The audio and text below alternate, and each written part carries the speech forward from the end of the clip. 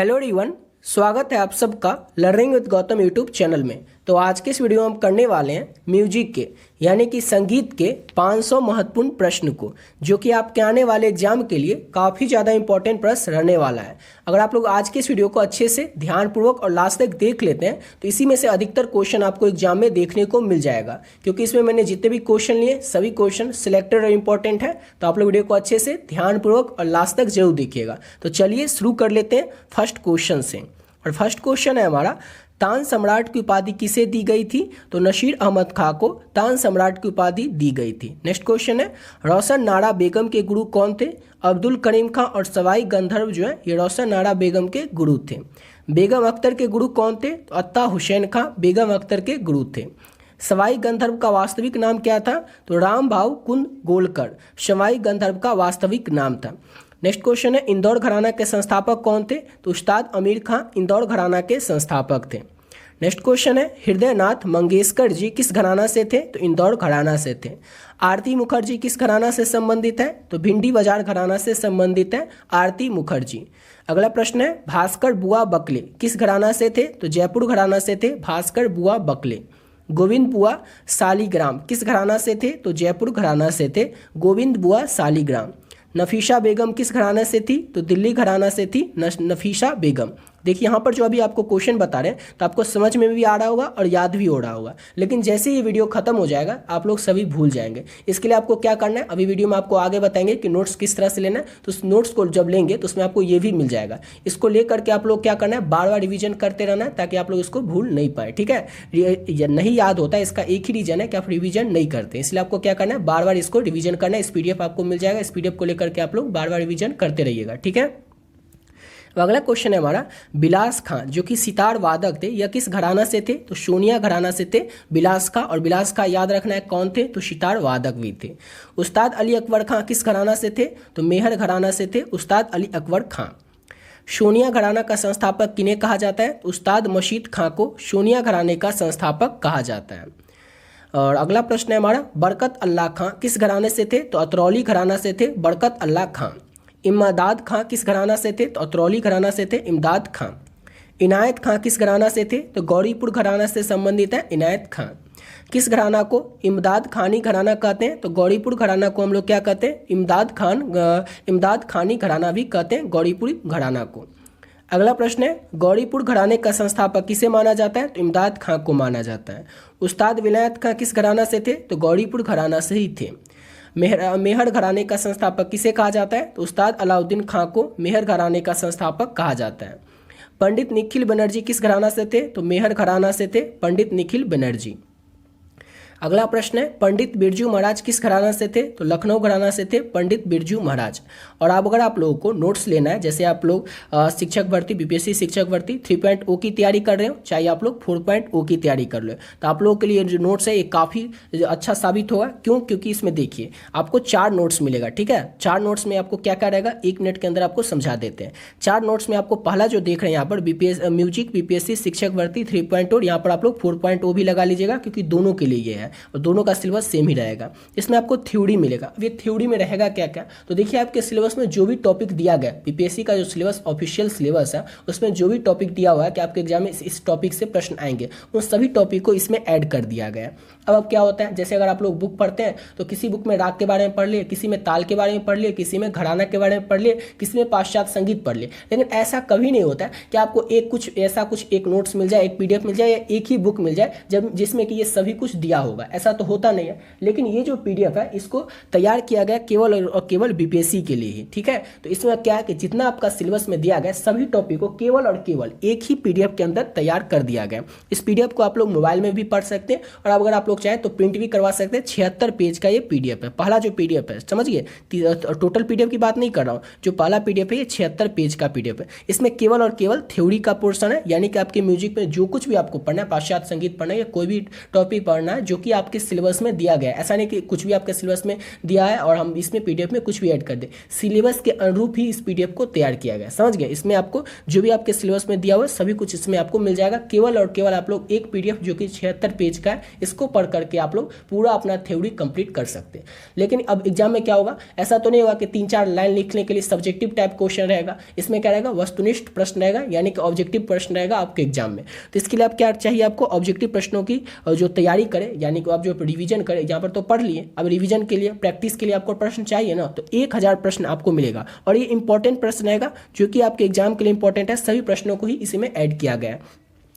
तो यहाँ पर जैसे ही आप टॉपिक पढ़ें, जैसे हम मान के चलते हैं आप लोग यहाँ पर पाश्चात्य संगीत पढ़े, पाश्चात्य संगीत क्या है, क्या नहीं है, उसके बारे में पूरा अच्छे से कंप्लीट कर लिए। अब यहाँ पर क्या होगा, उससे रिलेटेड जो ऑब्जेक्टिव क्वेश्चन यहाँ से आप कंप्लीट कर लेंगे। यहाँ पर क्या हुआ, जितना घराना है सभी घराना के बारे में आप पढ़ लिए। यहाँ पर क्या करेंगे, इस पीडीएफ में आकर के, ये पीडीएफ जो है 500 पेज का है, इसमें 1000 क्वेश्चन है, एक पेज में 2 पीडीएफ है, इस तरह से। तो इसमें क्या है कि आप लोग इसको अच्छे तरीके से यहाँ से आप लोग थ्योरी कंप्लीट कर लेंगे, समझ गए। यहाँ से आपका पूरा थ्योरी कंप्लीट होगा और यहाँ से आपका ऑब्जेक्टिव क्वेश्चन कंप्लीट होगा, ठीक है। अब थर्ड पीडीएफ की बात करें तो इसमें पीवाईक्यू बेस्ड क्वेश्चन है, यानी कि पीवाईक्यू बेस्ड क्वेश्चन क्या होता है, तो पिछले साल में जो भी प्रश्न आपके एग्जाम में आ चुके हैं उसको एनालाइज किया गया है। बहुत सारे लोग बैठ करके इसको एनालाइज किया, उसके बाद तैयार किया गया ये पीडीएफ है। इसमें 500 क्वेश्चन आपको मिलेगा, यानी कि पिछले साल को आधार बना के तैयार किया गया पीडीएफ है कि इस साल किस तरह का प्रश्न पूछा जा सकता है। आपका जो एग्जाम होगा बीपीएससी 3.0 और 4.0, उसमें किस तरह का प्रश्न अब पूछा जा सकता है, कौन सा प्रश्न इंपॉर्टेंट हो सकता है आपके आने वाले एग्जाम के लिए, उन्हीं सभी प्रश्नों को इसमें ऐड किया गया, जिसमें कि 500 प्रश्नों की संख्या है, समझ गए। और चौथा जो पीडीएफ है इसमें वाद्य यंत्र और उनके वादक से संबंधित प्रश्न, जो कि 112 प्रश्न है, ठीक है। अब इस अगर आप सभी को अच्छे से कंप्लीट कर लेते हैं, जैसे वाद्य यंत्र और उनके वादक कौन होते हैं, जैसे कि आप देखिए बिस्मिल्लाह का वो शनाई वादन करते थे, इस तरह के जो प्रश्न होते हैं कि कौन सा वादक जो थे किस चीज़ का वादन करते थे, उस तरह के प्रश्न इसमें ऐड किए गए। और वाद्य यंत्र और उनके वादक से संबंधित प्रश्न आपके एग्जाम में मिनिमम यानी कम से कम 5 से 6 रहेंगे और मैक्सिमम 8 से 10 प्रश्न रहेंगे, ठीक है। अगर आप लोग इस सभी पीडीएफ को अच्छे से तैयार करें, नाम का तो ये 4 ही पीडीएफ है, लेकिन क्वेश्चन देख सकते हैं इसमें आपको 1612 क्वेश्चन रहेगा। आपके एग्जाम में क्वेश्चन कितना रहेगा, तो केवल और केवल आपके एग्जाम में म्यूजिक से 80 क्वेश्चन ही रहेगा। और यहाँ पर आपको क्वेश्चन कितना प्रैक्टिस करवा रहे हैं, 1612 क्वेश्चन प्रैक्टिस करवा रहे हैं, और ऊपर से पूरा यहाँ पर आप थ्योरी कंप्लीट करेंगे। अगर इतना कर लेते हैं ना, तो यकीन मानिए इसके अलावा आपको कुछ भी करने की जरूरत नहीं है, समझिए, कुछ भी करने की जरूरत नहीं, खासकर म्यूजिक के लिए। इतना बस आप लोग अच्छे तरीके से कंप्लीट कर लीजिए, समझ गए कि आपको क्या क्या मिलेगा और किस तरह से रहेगा। और ये सभी आपको व्हाट्सएप पर ही मिल जाएगा, कहीं आपको जीमेल या किसी चीज़ पे नहीं, केवल और केवल आपको व्हाट्सएप पर ही आपको मिल जाएगा। अब मिलेगा कैसे, तो देखिए ये नंबर है 7903820891। इस नंबर पे आप लोग फोन पे, गूगल पे, पेटीएम किसी भी माध्यम से ओनली 40 रुपये यानी कि 40 रुपीज़, इतना कम इसीलिए रखें ताकि जितने भी स्टूडेंट हैं सभी इसको अफोर्ड कर सके, ले सके। अगर इसी का प्राइस यही रहता 500-600 कुछ ज़्यादा रहता तो बहुत सारे बच्चे जो ले भी लेते, लेकिन बहुत सारे बच्चे ले नहीं पाते, इसीलिए इसका प्राइस है ओनली 40 रुपीज़। और वो भी इतना कम इसीलिए रखें, देखिए क्या होता है, जो क्वेश्चन तैयार करते हैं वो तो क्वेश्चन हम तैयार कर देते हैं, लेकिन जो टाइपिंग वाले होते हैं उनको भी देना कुछ पड़ता है, जो टाइपिंग इस सब क्वेश्चन को करते हैं, पीडीएफ तैयार करते हैं, समझ गए, तो उन सबको देना पड़ता है। उसके लिए केवल और केवल एक छोटा सा चार्ज आप लोगों के लिए रखें 40 रुपये। तो इस नंबर पर आप लोग पे कर सकते हैं 7903820891। इस नंबर पर आप लोग 40 रुपये पे कर देना, इसी नंबर पर, और इसी नंबर से व्हाट्सएप है, वहाँ पर आपको क्या करना है, इसका स्क्रीनशॉट भेज देना है जो आप 40 रुपये पे करेंगे, और एक मैसेज कर देना है बीपीएससी नोट्स, ठीक है। बीपीएससी नोट्स या आप केवल बीपीएससी भी लिख देंगे तो आपको जो चारों पीडीएफ है वो अच्छे तरीके से मिल जाएगा, ठीक है। और इस पीडीएफ को लेकर के आप लोग बहुत ही कम समय में और बहुत ही बढ़िया तरीके से अपने एग्जाम की प्रिपरेशन कर सकते हैं। और यकीन मानिए अगर इतना कर लेते हैं तो आपको म्यूजिक के लिए इसके अलावा और कुछ भी करने की जरूरत नहीं है। देख सकते हैं आपके एग्जाम में केवल और केवल 80 प्रश्न आएंगे, और यहाँ पर आपको 1612 प्रश्न का तैयारी करवा रहे हैं और साथ ही साथ थ्योरी भी कंप्लीट करवा रहे हैं, समझ गए। तो आप लोग इस पीडीएफ को ले लीजिएगा और इस पीडीएफ को लेकर के आप लोग बहुत ही अच्छे तरीके से तैयारी अपने कर सकते हैं, ठीक है। अब आते हैं अपने प्रश्नों पे। तो अगला प्रश्न क्या था हमारा, नेक्स्ट प्रश्न, और नेक्स्ट प्रश्न है हमारा, नायक बख्शू किसका राजश्रय प्राप्त है, यानी कि किस राजश्रय मतलब क्या होता है, किसी भी राजा का उसको श्रेय प्राप्त होना, यानी कि किसी का भी राजा का उसके ऊपर हाथ होना, उसके किसी राजा के अंदर उस काम करना, ठीक है। तो नायक बख्शू जो थे उनको किस राजा का राजश्रय प्राप्त था, तो ग्वालियर के जो राजा मानसिंह तोमर थे, जो कि उनका ही राजश्रय प्राप्त था नायक बख्शू का, जो कि ध्रुपद के आविष्कारक थे। अगला प्रश्न है, तानसेन को अन्य किस नाम से जाना जाता है, तो अकबर के दरबारी जो तानसेन थे उनको तन्ना मिश्र और रामतनु मिश्र के नाम से भी जाना जाता है। अगर आपसे एग्जाम में पूछ ले तानसेन की पत्नी का नाम, तो याद रखना है हुसैनी, समझ गए। तानसेन का अगर आपको पूछ ले उनका जो है किस घराना से थे, तो ग्वालियर से थे। उनका मकबरा कहाँ पे स्थित है, तानसेन का, तो याद रखना है ग्वालियर में था। ग्वालियर में उनका मकबरा स्थित है तानसेन का, ये आप याद रखिएगा। और उनकी पत्नी का नाम हुसैनी था। अगला प्रश्न है, तानसेन को अकबर के द्वारा किस उपाधि से नवाजा गया था, तो कंडाभरण वाणी विलास के द्वारा तानसेन को अकबर के द्वारा इस उपाधि से नवाजा गया था, जिसका कि नाम था कांडाभरण वाणी विलास। नेक्स्ट क्वेश्चन है, नेमत खां तथा फिरोज खां किसके दरबारी थे, तो मोहम्मद शाह रंगीला के दरबारी थे नेमत खां तथा फिरोज खां। नेमत खां को अन्य किस नाम से जाना जाता है, तो सदारंग और सदा रंगीले के नाम से नेमत खान को जाना जाता है। पंडित जसराज के गुरु कौन थे, तो मोतीराम जो कि मेवाती घराना से थे, ये पंडित जसराज के गुरु थे। ग्वालियर घराना के संस्थापक किसे माना जाता है, नत्थन पीर बख्श और गुलाम रसूल को ग्वालियर घराने का संस्थापक माना जाता है। शंकर राव पंडित के गुरु कौन थे, तो निसार हुसैन खां, ये जो है शंकर राव पंडित के गुरु थे निसार हुसैन खां। अगला प्रश्न क्या है हमारा कि बालकृष्ण बुआ इजलिंकर के गुरु कौन थे, तो वासुदेव बुआ जोशी। वासुदेव बुआ जोशी जो थे ये बालकृष्ण बुआ इजलिंकर के गुरु थे। अगला प्रश्न है, अनंत मनोहर जोशी के गुरु कौन थे, तो बालकृष्ण बुआ इजलिंकर जो है ये अनंत मनोहर जोशी के गुरु थे। नारायण व्यास के गुरु कौन थे, तो वीडी पुलस्कर नारायण व्यास के गुरु थे। अगला क्वेश्चन है, विनायक राव पटवर्धन के गुरु कौन थे, तो वीडी पुलस्कर जो है ये विनायक राव पटवर्धन के गुरु थे। नेक्स्ट क्वेश्चन है हमारा, बी आर देवधर के गुरु कौन थे, तो अब यहाँ पर देखिए बी डी पुलस्कर के गुरु कौन थे, तो जैसे यहाँ पर है वी आर देवधर के गुरु कौन थे, तो बी डी पुलस्कर। फिर यहाँ पर आपको याद रखना है विनायक राव पटवर्धन के गुरु कौन थे, तो बी डी पुलस्कर, और बी डी पुलस्कर के गुरु कौन थे, तो नारायण राव व्यास। इस तरह से आपको याद रखना है। अगला प्रश्न है हमारा, कौन सा घराना ख्याल तथा ध्रुपद गायकी के लिए प्रसिद्ध है, तो आगरा घराना जो है ये किसके लिए प्रसिद्ध है, तो ध्रुपद गायकी के लिए प्रसिद्ध है। ठीक है, आगरा घराना। और अगला प्रश्न है हमारा, गुलाम अब्बास किस घराना से थे, तो आगरा घराना से ही थे गुलाम अब्बास। अगला प्रश्न है, गुलाम अब्बास के गुरु का क्या नाम था, तो खग्गे खुदा बख्श गुलाम अब्बास के गुरु का नाम था। नेक्स्ट प्रश्न है, केसर बाई केरकर किस घराना से थी, तो जयपुर अतरौली घराना या फिर आप कह सकते हैं अल्लादिया खां घराना से संबंधित कौन थी, तो केसर बाई केरकर।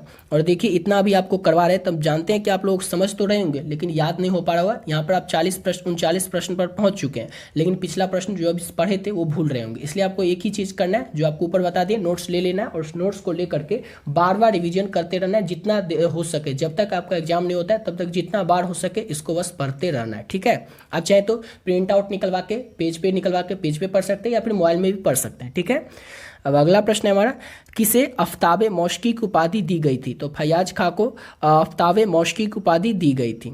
लता मंगेशकर जी के गुरु का नाम क्या था, तो अमान अली खां। और उनके शुरुआती यानी कि प्रारंभिक गुरु जो थे उनका नाम था हृदयनाथ मंगेशकर। सिंपल सा क्वेश्चन था, लता मंगेशकर के गुरु का नाम था अमान अली खां और उनके शुरुआती गुरु जो थे उनका नाम था हृदयनाथ मंगेशकर।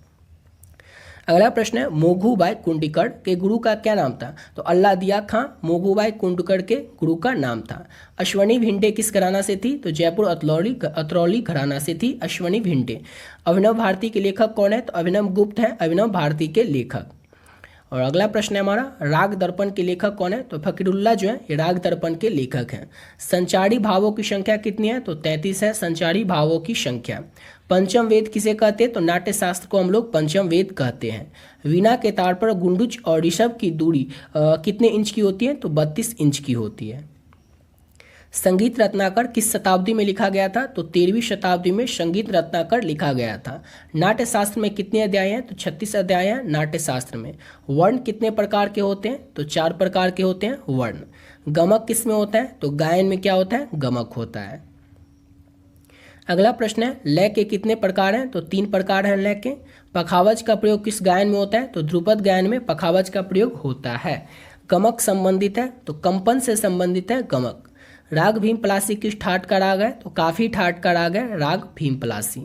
5 2 3 4 यह किस ताल को दर्शाता है, तो धमार ताल को दर्शाता है 5 2 3 4। अगला प्रश्न है, धमार गायन शैली का अन्य नाम क्या है, तो होरी अन्य नाम है धमार गायन शैली का। ध्रुपद में कितनी वाणियाँ हैं, तो ध्रुपद में 4 वाणियाँ होती है। तानसेन की वाणी कौन सी थी, तो गोबर हार जो है ये तानसेन की वाणी थी।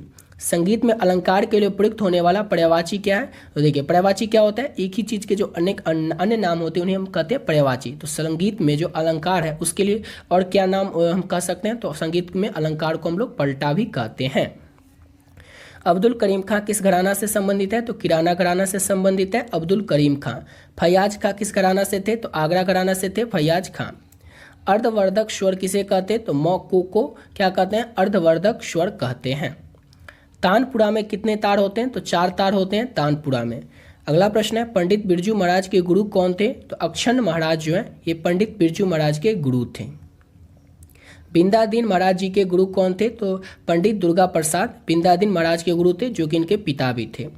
कत्थक के लखनऊ घराने के संस्थापक कौन माने जाते हैं? ईश्वरी प्रसाद जो है ये कत्थक के लखनऊ घराने के संस्थापक माने जाते हैं। पंडित अलगू महाराज किस घराना से थे? तो लखनऊ घराना से थे पंडित अलगू महाराज। अगला प्रश्न है, कत्थक के बनारस घराने के संस्थापक कौन थे? तो जानकी प्रसाद जो है ये कत्थक के बनारस घराने के संस्थापक थे। तबला वादक के दिल्ली घराना के संस्थापक कौन थे? तो सिद्धार्थ खां जो थे तबला वादक दिल्ली घराना के संस्थापक थे। उस्ताद मोंदू खां किस घराना से थे? तो दिल्ली घराना से थे उस्ताद मोंदू खां। तबले के बनारस घराना का संस्थापक किन्हें माना जाता है? तो पंडित राम सहाय को तबले के बनारस घराना का संस्थापक माना जाता है। अगला प्रश्न है, किन्हें उस्ताद वाजिद अली शाह के दरबार में 7 दिन तक बिना रुके तबला वादन हेतु पंडित राम सहाय जी हेतु जाना जाता है? तो देखिए सिंपल सा क्वेश्चन था, उस्ताद वाजिद अली शाह के जो दरबार में 7 दिन तक कौन थे जो कि बिना रुके हुए तबला वादन करते रहे? 7 दिन तक, सोच सकते हैं। तो पंडित राम सहाय जी जो थे ये उस्ताद वाजिद अली शाह के दरबार में बिना रुके हुए 7 दिन तक लगातार तबला बजाते रहे थे, समझ सकते हैं। आज होता तो आज वर्ल्ड रिकॉर्ड हो जाता। नेक्स्ट है हमारा, पंडित कंठे महाराज किस घराना से थे? तो बनारस घराना से थे। गुदई महाराज का वास्तविक नाम क्या था? तो समता प्रसाद महाराज था गुदई महाराज का वास्तविक नाम, जो कि बनारस घराना से संबंधित थे। गामा महाराज किस घराना से थे? तो बनारस घराना से थे। पंडित दामोदर मिश्र किस घराना से थे? तो बनारस घराना से थे। पंडित बूंदी महाराज किस घराना से थे? तो बनारस घराना से थे। अगला प्रश्न क्या है हमारा, पंडित अनोखे लाल मिश्र किस घराना से थे? तो ये भी बनारस घराना से थे। सभी को अच्छे से याद रखिएगा, समझ गए। और देखिए अगर वीडियो को अगर आप लोग अच्छे से लास्ट तक देख लेते हैं तो जो पीडीएफ मिलेगा उसको ले सकते हैं आप लोग। उस पीडीएफ को अगर ले लेते हैं, अच्छे से पढ़ लेते हैं, इसको वीडियो को पूरा कंप्लीट देख लेते हैं, तो यकीन मानिए आपके एग्जाम में अधिकतर से अधिकतर प्रश्न यहीं से आपको देखने को मिल जाएगा, केवल और केवल सिंगल एक पीडीएफ और सिंगल एक वीडियो से। अगला क्वेश्चन है हमारा, तबले के लखनऊ घराना के संस्थापक कौन माने जाते हैं? तो मोदू बख्शू खां। मोदू बख्शू खां जो है तबले के लखनऊ घराना के संस्थापक माने जाते हैं। उस्ताद करमतुल्ला खां किस घराना से तबला वादक थे? तो फर्रुखाबाद घराना से उस्ताद करमतुल्ला खां जो थे संबंधित है, और ये क्या थे? तो तबला वादक थे उस्ताद करमतुल्ला खां। उस्ताद मम्मन खां किस घराना से थे? तो लखनऊ घराना से थे उस्ताद मम्मन खां। उस्ताद अहमद जान थिरकवा किस घराना से थे? तो फारुखाबाद घराना से थे उस्ताद अहमद जान थिरकवा। अगला प्रश्न है, उस्ताद हाजी विलायत अली खां किस घराना से थे? तो फारुखाबाद घराना से थे उस्ताद हाजी विलायत अली खां। गुलाम रसूल किस घराना से थे? तो ग्वालियर घराना से थे गुलाम रसूल। मास्टर दीनानाथ किस घराना से संबंधित थे? ग्वालियर घराना से संबंधित थे मास्टर दीनानाथ। पंडित रामकृष्ण बुआ ठाकुर बज्जे किस घराना से संबंधित थे? तो ग्वालियर घराना से ही संबंधित थे पंडित रामकृष्ण बुआ ठाकुर बज्जे भी। अगला प्रश्न है, राजा भैया पूछ वाले किस घराना से थे? तो ग्वालियर घराना से थे राजा भैया पूछ वाले। वासुदेव जोशी किस घराना से थे? तो ग्वालियर घराना से थे वासुदेव जोशी। मक्खन खां तथा शक्कर खां, नाम अच्छे से याद रखिएगा, मक्खन खां तथा शक्कर खां, ये किस घराना से थे? तो ग्वालियर घराना से थे मक्खन खां तथा शक्कर खां। मुश्ताक हुसैन किस घराना से थे? तो ग्वालियर घराना से थे मुश्ताक हुसैन। यशवंत जोशी किस घराना से थे? तो ग्वालियर घराना से ही थे यशवंत जोशी। गुलात हुसैन किस घराना से थे? तो ये भी ग्वालियर घराना से थे। सीताराम फातफेरकर किस घराना से थे? तो ये भी ग्वालियर घराना से ही थे। सरस रंग किस घराना से थे? तो ये भी आगरा घराना से ही थे। किस घराना से थे सरस रंग? तो आगरा घराना से। फजल खां किस घराना से थे? तो दिल्ली घराना से थे। सुरेश माने किराना घराना से थे। उमराव खां पटियाला घराना से थे। राय बहादुर आगरा घराना से थे। और यहाँ तक आपका कंप्लीट होता है 100 क्वेश्चन। अभी 400 क्वेश्चन अभी आपको और करके जाना है, ठीक है। और अगला प्रश्न है, मम्मू खां किस घराना से थे? तो दिल्ली घराना से थे। बच्चू खां दिल्ली घराना से थे। राम मराठे आगरा घराना से थे। अमीर बेगम किस घराना से थे? तो दिल्ली घराना से। मेनका सिडोरकर किस घराना से थे? तो किराना घराना से थे। यहाँ पर तो आपको समझ में आ रहा हो कि ये इस घराना से, ये इस घराना से, लेकिन जब आप याद कीजिएगा तो बहुत ही ज़्यादा कन्फ्यूजन होगा, समझ गए? इसलिए आपको एक ही चीज़ करना है और वो बार बार बोल रहे हैं रिवीजन रिवीजन और रिवीजन। देखिए क्या होता है ना, जैसे हम अभी क्वेश्चन पढ़ेंगे भूल गए, समझ गए? क्वेश्चन पढ़े और भूल गए, बार बार इसको रिवीजन करते रहे, फिर भी हमें याद रहा, कुछ भूल गए। लेकिन जैसे ही एग्जाम में आप जाइएगा ना और आपके एग्जाम में क्वेश्चन आ जाएगा कि राम मराठे किस घराना से थे, 4 ऑप्शन दिया रहेगा, आगरा, दिल्ली और किराना घराना, इस तरह से 4 ऑप्शन दिया रहेगा। तो आपके मन में तुरंत आवाज आएगी कि अरे ये तो किस घराना से थे? राम मराठे तो पढ़े हुए आगरा घराने से। क्या होता है ना, सब्जेक्टिव टाइप क्वेश्चन में आपके सामने क्वेश्चन रहता है, आंसर नहीं रहता है। लेकिन ऑब्जेक्टिव टाइप क्वेश्चन जो होता है उसमें क्या होता है, आपके सामने आंसर रहता है। तो आप याद अगर नहीं भी रहे ना तो चारों ऑप्शन को जैसे ही पढ़ दें तो आप अगर कभी ना कभी अगर उस क्वेश्चन को पढ़े हुए हैं तो आपके मन में जरूर आ जाएगा कि ये इस घराना से थे। अगर एग्जैक्ट नहीं भी आए ना तो आपके मन में हो जाएगा ये किराना तो नहीं होगा, दिल्ली तो नहीं होगा, अब ये आगरा होगा या दिल्ली होगा, इसमें कंफ्यूजन रहेगा। बस आपको वही कंफ्यूजन दूर करना है, उसके लिए आपको बार बार रिवीजन करना है, समझ गए? बस एक ही चीज़ है, बार बार रिवीजन आप कर लीजिए और रिवीजन कर लेते हैं। और एग्जाम से पहले क्या होगा, जब आप एग्जाम में जाएंगे ना, एग्जाम सेंटर पढ़ेंगे, आपके सामने जब तक आपके कॉपी नहीं आएगा रहेगा, क्वेश्चन नहीं आया रहेगा, आपको मन में होगा अभी कुछ भी तो याद ही नहीं, जितना पढ़े थे सब ऐसा लग रहा है भूल चुके हैं। लेकिन जैसे ही क्वेश्चन आएगा, क्वेश्चन को अच्छे से पढ़ेंगे, ऑप्शन को चारों को अच्छे से पढ़ेंगे, आपको याद आना शुरू हो जाएगा, इसका आंसर तो ये होगा, इसका आंसर तो ये होगा। क्योंकि ऑब्जेक्टिव में यही होता है कि हम जो पढ़ते हैं वो लगता है हमें भूल चुके हैं, लेकिन जैसे ही क्वेश्चन हमारे सामने आता है सभी कुछ हमें एक एक करके याद आने लगता है, समझ गए? चलिए अब अगला क्वेश्चन करते हैं। और नेक्स्ट क्वेश्चन है, रोशन नारा बेगम किस घराना से थी? तो किराना घराने से थी। प्रभा अन्ने किस घराना से थे? तो किराना घराना से थे। लाडली बेगम दिल्ली घराना से थे। सज्जाद हुसैन दिल्ली घराना से थे। नियाजी बेगम दिल्ली घराना से थे। उसके बाद अगला प्रश्न क्या है, डॉक्टर रतन जनकर किस घराना से थे? तो आगरा घराना से थे। पंडित C.R. व्यास किस घराना से थे? तो आगरा घराना से थे। बाशव राजगुरु किस घराना से थे? तो ग्वालियर घराना से थे। पन्नो बेगम किस घराना से थी? तो दिल्ली घराना से थी। अल्ताफ हुसैन दिल्ली घराना से थे। मूलक दास किस घराना से थे? तो आगरा घराना से थे।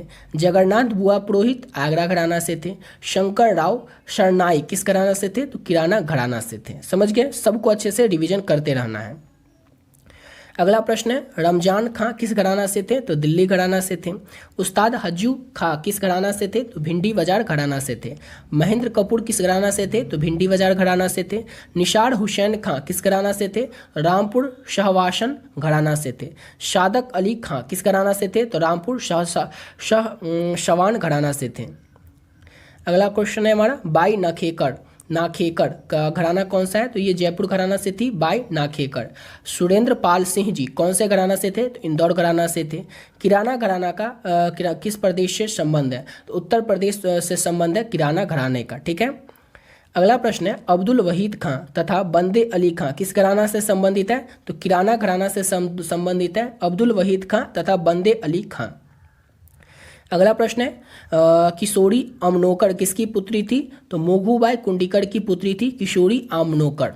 राग मलकौश का वादी स्वर क्या होता है? तो मध्यन होता है राग मलकौश का वादी स्वर। किशोरी अमनोकर जी का घराना कौन सा था? तो जयपुर अतरौली घराना था किशोरी अमनोकर जी का। अगला प्रश्न है, गंगूबाई हंगल किस घराना से थी? तो किराना घराना से थी गंगूबाई हंगल। किस गायकी को मर्दाना गायकी कहा जाता है? तो गंगूबाई हंगल गायकी को मर्दाना गायकी भी कहा जाता है। विष्णु गोपाल जोग किस विधा हेतु जाने जाते हैं? तो वायलन वादन हेतु, यानी कि वायलन बजाने हेतु विष्णु गोपाल जोग जो है वो जाने जाते हैं। अगला प्रश्न है हमारा, अक्षन महाराज किस विधा हेतु जाने जाते हैं? तो कथक के लिए जाने जाते हैं अक्षन महाराज। ब्रजभूषण कावड़ा किस विधा में किस वाद में अपना विकास योगदान हेतु जाने जाते हैं? ब्रजभूषण कावड़ा जो है यहाँ पर वाद होगा। किस वाद में अपने विकास योगदान हेतु जाने जाते हैं? तो गिटार में अपने योगदान के हेतु जाने जाते हैं ब्रजभूषण कावड़ा। अगला प्रश्न है, पागलदास कलाकार का उपनाम क्या था? तो रामशंकर पागलदास का उपनाम था। अगला प्रश्न है, पुरुषोत्तम दास किस विधा हेतु जाने जाते हैं? तो पखावज हेतु जाने जाते हैं पुरुषोत्तम दास। उस्ताद जाकिर हुसैन किस घराना से थे? तो पंजाब घराना से थे। और ये क्या करते थे उस्ताद जाकिर हुसैन? तो ये तबला वादक करते थे। और इनके पिता कौन थे? तो अल्लाह रखा खां थे। अच्छे तरीके से सबको याद रखना है। नेक्स्ट क्वेश्चन है, संगीत यहाँ पर होगा, संगत नहीं संगीत।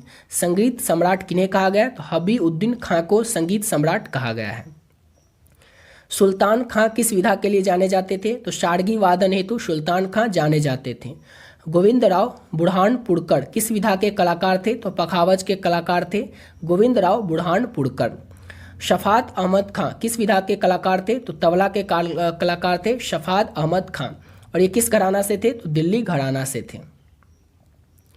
गोपाल कृष्ण किस विधा के कलाकार हैं? तो विचित्र वीणा वादक के कलाकार हैं गोपाल कृष्ण। कंठे महाराज किस विधा हेतु जाने जाते थे? तबला वादन हेतु जाने जाते थे कंठे महाराज। लतीफ़ अहमद खां किस विधा हेतु जाने जाते थे? तो तबला वादन हेतु, तबला बजाने हेतु लतीफ़ अहमद खां जो थे ये जाने जाते थे। दिल्ली बाज तबला में कितनी उंगलियों का प्रयोग प्रचलित है? तो 2 उंगलियों का प्रचलित है। ठीक है, दिल्ली बाज यानी तबला में। अगला प्रश्न है कंठे महाराज जी के गुरु का नाम क्या था? तो दिलीप मिश्र कंठे महाराज जी के गुरु का नाम था। नारायण व्यास किस घराना से संबंधित है? तो ग्वालियर घराना से संबंधित है नारायण व्यास। नेक्स्ट क्वेश्चन है बिंदाबीन महाराज किस विधा हेतु प्रसिद्ध थे? तो ठुमरी गायन हेतु बिंदाबीन महाराज जो थे ये प्रसिद्ध थे। गुंदेचा बंधु किस विधा के कलाकार हैं? तो ध्रुपद के कलाकार हैं गुंदेचा बंधु। राजन साजन मिश्रा जी के गुरु थे? तो हनुमान प्रसाद मिश्र जो है ये राजन साजन मिश्रा के गुरु थे। ध्रुपद गायक सियाराम तिवारी के गुरु कौन थे? तो बलदेव तिवारी थे। पंडित ओमकार नाथ ठाकुर का जन्म कब हुआ था? 24 जून 1897 को। 24 जून 1897 को पंडित ओमकार नाथ ठाकुर जी का जन्म हुआ था। पंडित ओमकार नाथ ठाकुर के गुरु कौन थे? तो पंडित विष्णु दिगंबर पुलस्कर जो थे ये पंडित ओमकार नाथ ठाकुर के गुरु थे। पंडित ओमकार नाथ ठाकुर किस घराना से संबंधित है? तो ग्वालियर घराना से संबंधित है पंडित ओमकार नाथ ठाकुर। पंडित ओमकार नाथ ठाकुर के पिता का क्या नाम था? तो पंडित गौरी शंकर ठाकुर पंडित ओमकार नाथ ठाकुर के पिता का नाम था। पंडित ओमकार नाथ ठाकुर की माता का क्या नाम था? तो झबड़ेवा पंडित ओमकार नाथ ठाकुर की माता का नाम था। पंडित ओमकार नाथ ठाकुर का जन्म हुआ था। पंडित ओमकार नाथ ठाकुर का जन्म कहाँ हुआ था? तो बड़ोदरा के रियासत जहाज ग्राम में, यानी कि गांव का नाम है, वहाँ पर पंडित ओमकार नाथ ठाकुर का जन्म हुआ था। अगला प्रश्न है पंडित ओमकार नाथ ठाकुर के बड़े भाई का क्या नाम था? तो पंडित बालकृष्ण पंडित ओमकार नाथ ठाकुर के बड़े भाई का नाम था। अगला क्वेश्चन है हमारा पंडित ओमकार नाथ ठाकुर को गंधर्व महाविद्यालय का प्रिंसिपल कब बनाया गया था? तो सन 1916 में, जो कि लाहौर में स्थित है। गंधर्व महाविद्यालय याद रखना है आप लोगों को, एग्जाम में पूछा जा सकता है कि गंधर्व महाविद्यालय कहाँ पे है? तो लाहौर में स्थित है और इसकी स्थापना हुई थी 1916 में। उसकी स्थापना 1916 में नहीं हुई थी। यहाँ पर जो प्रिंसिपल है वो बनाया गया था ओमकार नाथ ठाकुर को 1916 में। ठीक है, और ये कहाँ पे स्थित है? गंधर्व महाविद्यालय तो लाहौर में स्थित है। अगला क्वेश्चन है हमारा पंडित ओमकार नाथ ठाकुर का विवाह किस वर्ष हुआ था? तो सन 1922 में सूरत की इंदिरा देवी से पंडित ओमकार नाथ ठाकुर का विवाह हुआ था सन 1922 1922 में। पंडित ओमकार नाथ ठाकुर को नेपाल के राजा से कितना धनराशि प्राप्त हुआ था? तो पंडित ओमकार नाथ ठाकुर को नेपाल के राजा से 5000 प्राप्त हुआ था धनराशि। पंडित ओमकार नाथ ठाकुर ने कुल कितनी बार नेपाल की यात्रा की थी? तो 4 बार पंडित ओमकार नाथ ठाकुर ने नेपाल की यात्रा की थी। पंडित ओमकार नाथ ठाकुर जी को भारत सरकार द्वारा अफगानिस्तान कब भेजा गया था? तो 1952 में भेजा गया था। और क्यों भेजा गया था? तो भारतीय सांस्कृतिक मंडल के नेतृत्व हेतु। यहाँ पर आप लोग देख रहे होंगे एक साथ आपको पंडित ओमकार नाथ ठाकुर से संबंधित जो भी प्रश्न पूछे जा सकते हैं सभी प्रश्न आपको देखने को मिल रहा होगा। ठीक है, पंडित ओमकार नाथ ठाकुर ने किस वर्ष विश्व शांति परिषद में भारत का प्रतिनिधित्व किया था? तो 1953 में प्रतिनिधित्व किया था पंडित ओमकार नाथ ठाकुर ने। और कहाँ पे किया था? तो बुडापेस्ट में किया था और 1953 में ही जर्मनी में भी किया था। अगला प्रश्न है पंडित ओमकार नाथ ठाकुर ने संगीतांजलि पुस्तक का प्रथम भाग किस वर्ष प्रकाशित किया था? तो 1938 में। संगीतांजलि पुस्तक में कुल कितने भाग प्रकाशित हो चुके हैं? तो संगीतांजलि पुस्तक जो है इसके कुल 7 भाग प्रकाशित हो चुके हैं। पहला भाग जो है वो 1938 में प्रथम बार प्रकाशित हुआ था। प्रणव भारती पुस्तक का लेखन किसके द्वारा किया गया था? तो पंडित ओमकार नाथ ठाकुर के द्वारा किया गया था प्रणव भारती पुस्तक का लेखन। अगला प्रश्न क्या हमारा? पंडित ओमकार नाथ ठाकुर जी को संगीत मार्तंड की उपाधि किस वर्ष प्रदान की गई थी? तो 1930 में राजकीय संस्कृत महाविद्यालय कोलकाता के द्वारा पंडित ओमकार नाथ ठाकुर को संगीत मार्तंड, याद रखना है, संगीत मार्तंड की जो उपाधि है वो प्रदान की गई थी। कब की गई थी और किसके द्वारा की गई थी? अच्छे तरीके से याद रखना है। पंडित ओमकारनाथ ठाकुर जी को संगीत सम्राट की उपाधि किसके द्वारा प्रदान की गई थी? तो 1933 में विशुद्ध संस्कृत महाविद्यालय काशी के द्वारा पंडित ओमकारनाथ ठाकुर जी को क्या प्रदान की गई थी? तो संगीत सम्राट की उपाधि प्रदान की गई थी। और यहाँ पर क्या था? तो याद रखना है संगीत मार्तंड था। यहाँ पर याद रखना है संगीत मार्तंड की उपाधि, और यहाँ पर याद रखना है संगीत सम्राट की उपाधि। अगला प्रश्न है, पंडित ओमकारनाथ ठाकुर जी को सन 1955 में गणतंत्र दिवस के अवसर पर किस सम्मान से सम्मानित किया गया था? तो पद्मश्री पुरस्कार राष्ट्रपति के द्वारा सम्मानित किया गया था पंडित ओमकारनाथ ठाकुर को 1955 में। और किस अवसर पर? तो गणतंत्र दिवस के अवसर पर। अगला प्रश्न है, पंडित ओमकारनाथ ठाकुर जी को श्री कला संगीत भारती के नाम से स्थापित संगीत महाविद्यालय का अध्यक्ष पद किस वर्ष दिया गया था? तो सन 1950 में। किसके द्वारा दिया गया था? तो बनारस हिंदू विश्वविद्यालय के द्वारा पंडित ओमकारनाथ ठाकुर जी को श्री कला संगीत भारती के नाम से स्थापित जो संगीत महाविद्यालय है वहाँ का अध्यक्ष का जो पद है वो दिया गया था 1950 में, और दिया गया था बनारस हिंदू विश्वविद्यालय के द्वारा। अगला क्वेश्चन है हमारा, ठुमरी के ढंग पर ही भजन गायन की शैली को किसने विकसित किया था? तो पंडित ओमकारनाथ ठाकुर ने ही ठुमरी के ढंग पर ही भजन के गायन शैली को विकसित किया था। ओमकारनाथ ठाकुर जी के द्वारा गाए गए तथा रिकॉर्डेड भजन कौन से हैं? तो मैया मोरीन मैं नहीं माखन खायो, जोगी मत जारे, रे दिल कैसे कटी है। ये जो है रिकॉर्डेड भजन है जो कि पंडित ओमकारनाथ ठाकुर के द्वारा गाया गया था। अब अगला प्रश्न क्या है कि पंडित ओमकारनाथ ठाकुर जी की मृत्यु कब हुई थी? तो 28 दिसंबर 1967 को पंडित ओमकारनाथ ठाकुर जी की मृत्यु हुई थी। इतना क्वेश्चन जो आपको अभी करवाएं ये सब किसके बारे में था? तो पंडित ओमकारनाथ ठाकुर से रिलेटेड था। इतना कर लीजिए, इसमें से 2 या 3 प्रश्न रहेंगे आपके एग्जाम में, ठीक है। कम से कम 2 प्रश्न तो रहेंगे। ये सभी पंडित ओमकारनाथ ठाकुर जी से संबंधित प्रश्न था, और इसके बाहर से पंडित ओमकारनाथ ठाकुर से संबंधित प्रश्न नहीं रहेगा। जो भी था यहाँ तक आपको करवा चुके हैं, ठीक है।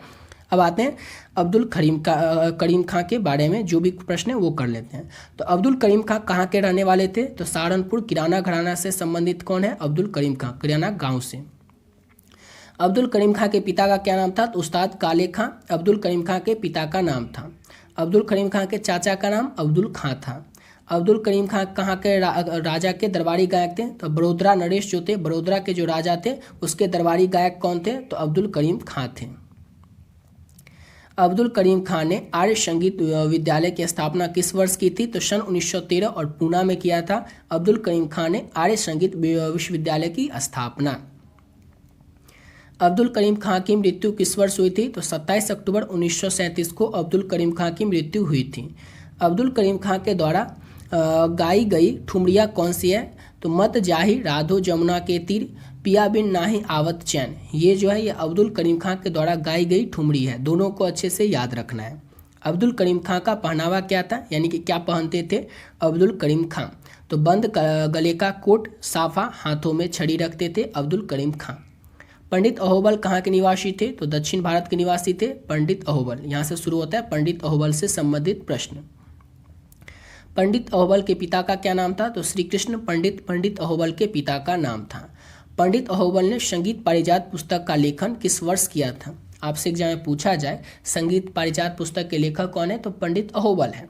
और पंडित अहोबल ने संगीत जो पारिजात पुस्तक है इसका लेखन किस साल किया था? तो 17वीं सदी में किया था, 1605 के आसपास धनबड़ में, ठीक है। पंडित अहोबल ने श्रुति हेतु किस विशेष चीज की कल्पना की थी? तो श्रुत्यांत के काल्पनिक माप, श्रुति के स्थान पर वैज्ञानिक माप, तार की लंबाई और आंदोलन की संख्या, इसकी कल्पना की थी पंडित अहोबल ने श्रुति हेतु। सर्वप्रथम किसने वीणा के तार पर स्वरों की स्थापना की थी? तो पंडित अहोबल के द्वारा सबसे पहले वीणा के तार पर स्वरों की स्थापना की गई थी। सर्वप्रथम किसने सप्तक में 12 स्वरों का प्रयोग किया था? तो पंडित अहोबल ने सबसे पहले सप्तक में 12 स्वरों का प्रयोग किया था। अहोबल जी के द्वारा रचित ग्रंथ में कितने स्वरों की व्याख्या की गई है? 29 स्वर, जिसमें कि 7 शुद्ध स्वर है और 22 विकृत स्वर है। अहोबल यानी कि पंडित अहोबल जो है उनके द्वारा जो रचित ग्रंथ है याद रखना, उसमें स्वरों की जो व्याख्या की गई है वो टोटल 29 स्वरों की व्याख्या की गई है। और 29 स्वर में भी याद रखना है 7 शुद्ध स्वर है और बाकी 22 जो है वो विकृत स्वर है। अहोबल कृत संगीत पारिजात में कितने अध्याय हैं? तो 5 अध्याय हैं। कौन कौन है सबको अच्छे से याद रखना है। स्वर प्रकरण, मूर्छना प्रकरण, स्वर विस्तार प्रकरण, गमक प्रकरण और समय प्रकरण। पंडित अहोबल की कृत संगीत पारिजात जो है उसमें 5 अध्याय हैं और 5 अध्याय को ये हैं, इसको अच्छे से याद रखिएगा। अहोबल ने 22 श्रुतियों को कितने वर्गों में बांटा था? तो 5 भागों में पंडित अहोबल ने श्रुतियों को बांटा था। दीप्ता, आयता, करुणा, मृदु और माध्या, ये 5 भाग है जिसमें कि पंडित अहोबल ने 22 श्रुतियों को बांटा था। अहोबल ने कुल कितने स्वर माने? तो अहोबल ने ऊपर बता चुके हैं 29 स्वर माने, जिसमें कि 7 शुद्ध स्वर है, 8 कोमल है और 14 तीव्र स्वर है। पंडित अहोबल ने टोटल 29 स्वर माने, जिसमें कि 7 शुद्ध, 8 कोमल और 14 तीव्र है। अहोबल ने वीणा के तारों पर कितने स्वरों की स्थापना की है? तो अहोबल ने वीणा के तारों पर 12 स्वरों की स्थापना की है। अहोबल ने कितने प्रकार के वर्ण माने हैं? तो अहोबल ने 4 प्रकार के वर्ण माने हैं। ये चारों तो अच्छे से आपको याद होना ही चाहिए, क्योंकि ऑप्शन में रहेगा इनमें से कौन वर्ण के प्रकार, और एक कोई वर्ण का प्रकार नहीं रहेगा, वही उसका ऑप्शन होगा। ठीक है, तो याद रखना अस्थाई, अवरोही, आरोही और संचारी, ये क्या है? तो ये वर्ण के 4 प्रकार हैं। संगीत पारिजात में कुल कितने श्लोक दिए गए? तो संगीत पारिजात में कुल 5000 श्लोक दिए गए हैं। राजा भोज ने किन ग्रंथों की रचना की थी? तो सरस्वती, कंठावरण, श्रृंगार प्रकाश की राजा भोज ने रचना की थी। अभिनव गुप्त का जन्म किस वर्ष का है? तो लगभग 1950 ईसा पूर्व के आसपास अभिनव गुप्त का जन्म है। नेक्स्ट क्वेश्चन करते हैं, और अगला क्वेश्चन है हमारा, अभिनव गुप्त ने किन पुस्तकों की रचना की है? लोचन अभिनव भारती की रचना किसने की है? तो अभिनव गुप्त ने की है। अगला क्वेश्चन है, सोमेश्वर को किन ग्रंथों की रचना के लिए जाना जाता है? तो अभिलाष चिंतामणि, या फिर जिसे हम कहते हैं मान श्लोषा, इस सोमेश्वर को इन्हीं ग्रंथों की रचना के लिए जाना जाता है। जयदेव ने किन ग्रंथों की रचना की थी? तो गीता गोविंदम की रचनाकार कौन है? गीता गोविंदम जो है उसके रचनाकार हैं जयदेव। और इसकी रचना किस भाषा में की गई थी जयदेव के द्वारा? तो संस्कृत भाषा में। जयदेव का जन्म कब हुआ था? तो 12वीं सदी में हुआ था जयदेव का जन्म। जयदेव ने गीता गोविंदम की रचना किस भाषा में की है? तो ऊपर ही देख लिए थे, संस्कृत भाषा में। गीता गोविंदम पर टीका किस नाम से लिखी गई थी? रसिक प्रिया महाराणा कुंभा के द्वारा गीता गोविंदम पर टीका लिखी गई थी। अगला क्वेश्चन है, सारंग देव ने किस ग्रंथ की रचना की है? तो संगीत रत्नाकर जो ग्रंथ है इसकी रचना किसने की है? तो सारंग देव ने की है। और कब किया था? तो 13वीं सदी में। संगीत रत्नाकर में कुल कितने अध्याय हैं? तो 7 अध्याय हैं संगीत रत्नाकर में, जिसे हम लोग क्या कहते हैं? तो सप्तधाई भी कहते हैं। मोस्ट इंपॉर्टेंट क्वेश्चन है, इसको अच्छे से याद रखना है कि संगीत रत्नाकर में कितने अध्याय हैं? तो 7 अध्याय। और 7 अध्याय किसे कहते हैं? तो सप्तधाई इसे कहते हैं। ठीक है, 7 अध्याय, इसीलिए संगीत रत्नाकर को हम लोग सप्तधाई भी कहते हैं। संगीत रत्नाकर को अन्य किस नाम से जाना जाता है? तो अभी देख लें, सप्तधाई के नाम से। संगीत रत्नाकर में कुल कितनी तालों का उल्लेख किया गया है? तो 120 देसी ताल और 5 मार्गी तालों का उल्लेख किया गया है संगीत रत्नाकर में।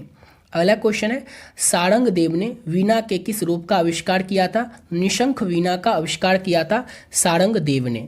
सारंग देव ने रागों के किस वर्गीकरण की रचना की है? 10 विधा राग वर्गीकरण का रचना किसने किया है? तो सारंग देव ने किया है। सारंग देव ने ग्राम रागों की संख्या कितनी मानी है? तो 300 ग्राम राग माने सारंग देव ने, 30 ग्राम राग। ठीक है, राम नहीं, यहाँ पर राग होगा। अगला प्रश्न है, सारंग देव ने सारना प्रक्रिया में कितने तारों को वीणा का प्रयोग किया है? तो 22 तारों के वीणा का प्रयोग किया है सारंग देव ने सारना प्रक्रिया में। सारंग देव ने कितने प्रकार के गमक का उल्लेख किया है? तो 15 प्रकार के गमक का उल्लेख किया है सारंग देव ने। संगीत रत्नाकर पर कितनी टीकाएं लिखी गई हैं? टीकाएं, तो 2 टीकाएं लिखी गई हैं संगीत रत्नाकर पर, जिसका कि नाम है सिंह भूपाल और कलिलनाथ। अगला क्वेश्चन है, पार्श्व देव ने किन ग्रंथों की रचना की है? तो संगीत समय सार के रचनाकार कौन है? तो पार्श्व देव है संगीत समय सार के रचनाकार। पार्श्व देव ने कितने अलंकार माने हैं? तो पार्श्व देव ने 63 अलंकार माने, 63 अलंकार। अगला क्वेश्चन है, पार्श्व देव ने कितने रागों का वर्णन किया है? तो 102 रागों का वर्णन किया है पार्श्व देव ने। अगला क्वेश्चन है हमारा, राग भैरवी का वर्णन सर्वप्रथम किस ग्रंथ में किया गया? तो संगीत समय सार में राग भैरवी जो है इसका सबसे पहले वर्णन हमें देखने को मिलता है संगीत समय सार में। समझ गए?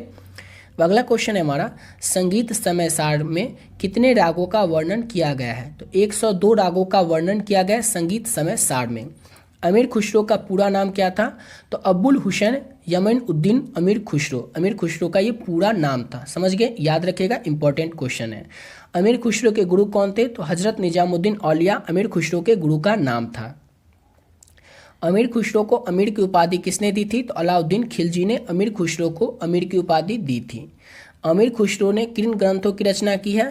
तो याद रखना है खलीक कबरी, नजराना हिंद, हलायत ए कन्हैया, इन तीनों ग्रंथों की रचना किसने की है? तो अमीर खुसरो ने की है। अब आपसे एग्जाम में पूछ ले कि नजराना ए हिंद के रचनाकार कौन है? 4 नाम दिया रहेगा और उसमें से आपको टिक लगाना रहेगा। तो याद रखना है अमीर खुसरो ने इन तीनों ग्रंथ की रचना की है और इन तीनों का नाम अच्छे से याद रखिएगा, ठीक है। अगला क्वेश्चन है अमीर खुसरो का जन्म कहाँ हुआ था? तो इटावा का पटियाली गांव में अमीर खुसरो का जन्म हुआ था। छाप तिलक सब छीड़े, ये गीत के लेखक कौन है? छाप तिलक सब जी, ये जो गीत है इस गीत के लेखक है अमीर खुसरो। अमीर खुसरो ने किन वाद्य यंत्रों का आविष्कार किया है? तो तबला, सितार, गजल और छोटा ख्याल, इन चारों वाद्य यंत्रों का आविष्कार किसने किया है? तो अमीर खुसरो ने किया है। जितना क्वेश्चन आपको करवा रहे हैं सभी क्वेश्चन सिलेक्टेड और इम्पोर्टेंट है, तो वीडियो में आप लोग लास्ट तक बने रहिएगा। अगला क्वेश्चन है हमारा अमीर खुसरो ने किन रागों की रचना की है? तो अमीर खुसरो ने यहाँ पर क्या देखिए वाद्य यंत्र, तो 4 वाद्य यंत्र थे, चारों को अच्छे से याद रखिएगा। और यहाँ पर है अमीर खुसरो ने किन रागों की रचना की है? तो यमन राग, शहाना, अडाना, कौल, सरपदा, साजगिरी, नवाजिक और कल बना, इन सभी रागों की रचनाकार कौन है? तो अमीर खुसरो हैं। अगला क्वेश्चन है माधव विद्यायरन ने किन ग्रंथों की रचना की है? तो संगीत सार के रचनाकार है माधव विद्यायरन। अगला क्वेश्चन है सुल्तान हुसैनी सर्की ने किस गायन विधा का आविष्कार किया था? तो बड़ा ख्याल जौनपुरी राग का सुल्तान हुसैनी सर्की ने क्या किया था? आविष्कार किया था। सुल्तान हुसैनी सर्की ने किन रागों की रचना किया है? तो जौनपुरी, तूरी और असावरी रागों के रचनाकार कौन है? तो सुल्तान हुसैनी सर्की हैं। अगला क्वेश्चन है सुल्तान हुसैनी सर्की कहाँ के सुल्तान थे? तो जौनपुर के सुल्तान थे सुल्तान हुसैनी सर्की। महाराणा कुंभा ने किन ग्रंथों की रचना की है? तो संगीत राज और संगीत मीमांसा के रचनाकार कौन है? तो महाराणा कुंभा है। महाराणा कुंभा ने किस ग्रंथ पर टीका लिखा था?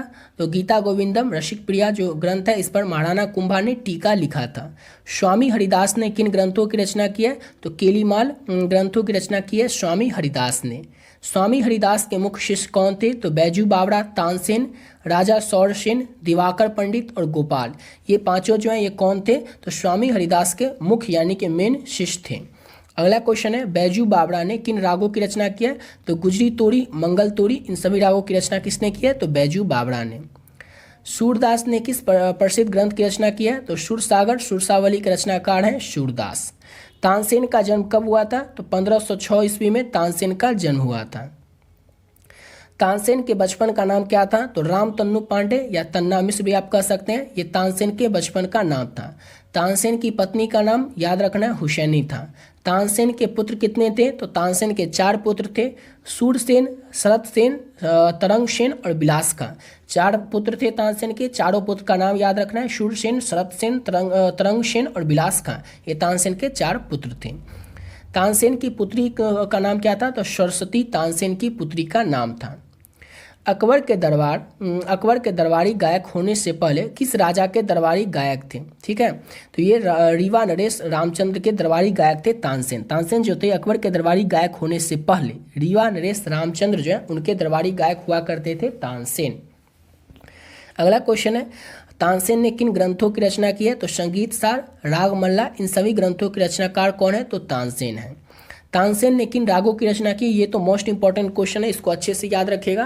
तो मियाँ तोड़ी, मियाँ की सारंग, दरबारी कांडा और मियाँ मल्हार, इन सभी की रचनाकार कौन है? इन सभी की रचना किसने किया इन सभी रागों की? तो तानसेन ने ही किया है। तानसेन की मृत्यु कब हुई थी? तो 1579 में तानसेन की मृत्यु हुई थी। तानसेन का मकबरा ग्वालियर में स्थित है।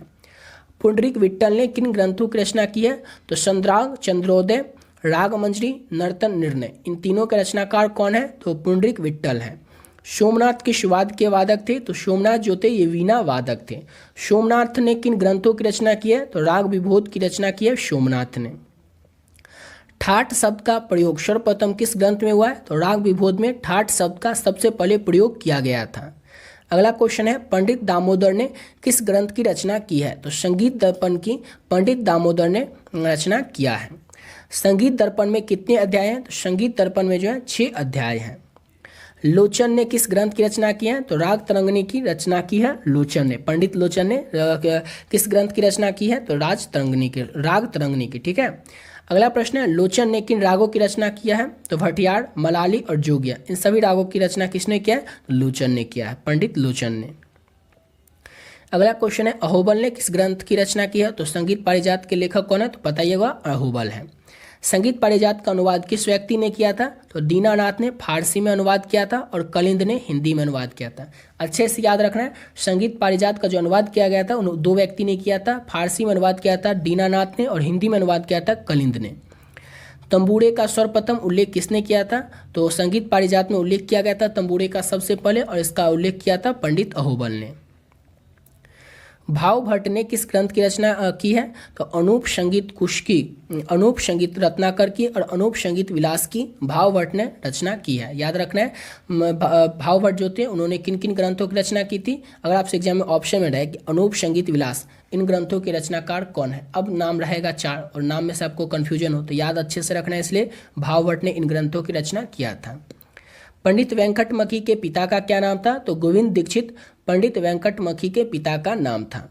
पंडित वेंकटमखी ने किस ग्रंथ की रचना की है? तो चतुर्दंड प्रकाशिका जो पुस्तक है, इसके लेखक कौन है? तो पंडित वेंकटमखी है। पंडित वेंकटमखी ने चतुर्दंड प्रकाशिका पुस्तक की रचना की थी, ग्रंथ की रचना की थी। पंडित वेंकटमखी के पिता गोविंद दीक्षित ने किस ग्रंथ की रचना की थी? तो संगीत सुधा के रचना किया था पंडित वेंकटमखी के पिता ने। और पिता का नाम याद रखना है, अगर आपसे एग्जाम पूछ ले कि पंडित वेंकटमखी के पिता का क्या नाम था, तो याद रखना है गोविंद दीक्षित पंडित वेंकटमखी के पिता का नाम था और उन्होंने ही किया था संगीत सुधा नामक ग्रंथ की रचना। पंडित वेंकटमखी ने कितने रागों की उत्पत्ति के सिद्धांत का वर्णन किया है? तो 484 रागों की उत्पत्ति का पंडित वेंकटमखी ने सिद्धांत का वर्णन किया है, जिसमें कि 72 मेल सिद्धांत के अनुरूप है। राम प्रसाद सेन ने किस ग्रंथ की रचना की है? तो विद्या सुंदर की रचना किया है राम प्रसाद सेन ने। सुरबहार के आविष्कारक के रूप में किसे जाना जाता है? तो उमराव खान और गुलाम मोहम्मद को सुरबहार के आविष्कारक के रूप में जाना जाता है। रामनिधि गुप्त को किस विधा के रचना के लिए जाना जाता है? तो बंगला टप्पा शैली प्रवर्तक के लिए रामनिधि गुप्त को जाना जाता है। श्याम शास्त्री ने किस संगीतज्ञ से शिक्षा ग्रहण की थी? तो स्वामी से प्रसाद से श्याम शास्त्री ने, जो संगीतज्ञ थे, उन्होंने शिक्षा ग्रहण किया था स्वामी से। मुत्तु स्वामी का उपनाम क्या था? तो गुरुगिरी मुत्तु स्वामी का उपनाम था। अगला प्रश्न है हमारा, इमदाद खां का जन्म कब हुआ था? तो सन 1848। यहाँ पर 1900 दिया हुआ, लेकिन 1848 में इमदाद खां का जन्म हुआ था। इमदाद खां के पिता का क्या नाम था? तो शहाबदाद खां इमदाद खां के पिता का नाम था। अगला क्वेश्चन है, इमदाद खां के कितने भाई थे? तो इमदाद खां के एक ही भाई थे, करीमदाद खां। इमदाद खां ने किस उम्र में वीणा व रबाब बजाना शुरू किया था? तो 21 वर्ष की उम्र में ही इमदाद खां ने वीणा व रबाब बजाना शुरू किया था। इमदाद खां ने कहाँ जाकर सितार व सुरबहार बजाना सीखा था? तो बनारस जाकर ठुमरी, सितार और सुरबहार बजाना इमदाद खां ने शुरू किया था। अगला क्वेश्चन है, इमदाद खां को किस राजा का राजश्रय प्राप्त था? तो सर ज्योतिन्द्र मोटन टैगोर, जो कि कलकत्ता के राजा थे, इमदाद खां को इन्हीं का राजश्रय प्राप्त था। अब क्वेश्चन है, इमदाद खां के कितने पुत्र थे? तो इमदाद खां के 2 पुत्र थे, इनायत खां और वाहिद खां। अगला क्वेश्चन है, उस्ताद विलायत खां किस विधा से संबंध है उस्ताद विलायत खां का? तो सितार वादन से संबंध है उस्ताद विलायत खां का। अगला क्वेश्चन है, महाराज टैगोर की मृत्यु के बाद इमदाद खां किस रियासत में नियुक्त किए गए थे? तो इंदौर रियासत में नियुक्त किए गए थे महाराज टैगोर की मृत्यु के बाद इमदाद खां। इमदाद खां की मृत्यु कब हुई थी? तो 1920 में मृत्यु हुई थी, 1848 में जन्म हुआ था। सितार के विकास और प्रचार में किसे याद किया जाता है? तो इनायत खां को याद किया जाता है सितार के विकास और प्रचार में। इनायत खां के पिता का क्या नाम था? तो इनायत खां के पिता का नाम था इमदाद खां। इनायत खां के शिष्य कौन थे? तो इनायत खां के शिष्य थे इनके शिष्य जो थे, इनके पुत्र विलायत खां, रेणुका शाह, पंडित ध्रुव तारा जोशी। इनायत खां का जन्म कब हुआ था? तो 16 जून 1895 को इटावा में इनायत खां का जन्म हुआ था। इनायत खां को किसका राजश्रय मिला था? इनायत खां को जो है गौरीपुर के रियासत में राजश्रय मिला था। इनायत खां की मृत्यु हुई थी 11 नवंबर 1938 को। बड़े गुलाम अली खां की प्रसिद्ध ठुमरी कौन सी है? तो आए न बालम करू सजनी, याद पिया की आए, ये जो है बड़े गुलाम अली खां की प्रसिद्ध ठुमरी है। बड़े गुलाम अली खां का जन्म कब हुआ था? तो लाहौर में 1901 में बड़े गुलाम अली खां का जन्म हुआ था। बड़े गुलाम अली खां के पिता का क्या नाम था? तो उस्ताद काले खां बड़े गुलाम अली खां के पिता का नाम था। बड़े गुलाम अली खां के कितने भाई थे? तो बरकत अली, मुबारक अली और अमीन अली बड़े गुलाम अली खां के भाई थे। बड़े गुलाम अली का पहला कार्यक्रम कहाँ हुआ था? तो कलकत्ता संगीत सम्मेलन बड़े गुलाम अली खां का पहला कार्यक्रम हुआ था कलकत्ता में। बड़े गुलाम अली खां किस विधा की ठुमरी में सिद्धस्थ थे? तो पंजाब अंग में बड़े गुलाम अली खां जो थे वो सिद्धस्थ थे ठुमरी में। ठीक है, अब अगला क्वेश्चन है हमारा, बड़े गुलाम अली खां का पहनावा कैसा था? तो वो रामपुरी काली टोपी पहनते थे, छोटी मोहरी का पैजामा और कुर्ता पहनते थे बड़े गुलाम अली खां। बड़े गुलाम अली खां की मृत्यु 23 अप्रैल 1968 को हुई थी। बड़े गुलाम अली खां के पुत्र का नाम था मुनव्वर अली। फैयाज खां किस घराना से संबंधित है? तो आगरा घराना से संबंधित है फैयाज खां। फैयाज खां का पहनावा क्या था? तो काली शेरवानी और सफ़ेद साफा फैयाज खां का पहनावा था। फैयाज खां का जन्म कब हुआ था? तो 1886 में आगरा में फैयाज खां का जन्म हुआ था। फैयाज खां के पिता का नाम सफदर हुसैन था। फैयाज खां को कौन सी उपाधि मैसूर नरेश के द्वारा यानी कि मैसूर के राजा के द्वारा प्राप्त हुई थी? तो आफ्ताबे मौशकी की उपाधि 1911 में फैयाज खां को मैसूर के राजा के द्वारा प्राप्त हुई थी। ठीक है, फैयाज खां को स्वर्ण पदक कब प्राप्त हुआ था? तो 1906 में फैयाज खां को स्वर्ण पदक प्राप्त हुआ था। फैयाज खां किसके दरबारी गायक थे? तो बड़ौदा के राजा सयाजी राव के दरबारी गायक कौन थे? तो फैयाज खां थे। फैयाज खां के माता पिता किस घराना से संबंधित हैं? तो इनकी जो माता थी फैयाज खां की वो आगरा घराने से और पिता जो थे वो रंगीले घराना से संबंधित थे। फैयाज खां का कंठ कैसा था? तो नीचा कंठ था, भरी हुई बुलंद और जवाड़ीदार आवाज़ थी फैयाज खां का। ठीक है, अगला क्वेश्चन है हमारा, यहाँ से 301 नंबर प्रश्न शुरू होता है, अभी 200 क्वेश्चन बचा हुआ है। फैयाज खां किसका इत्र प्रयोग करते थे? तो मेहंदी का इत्र प्रयोग करते थे फैयाज खां।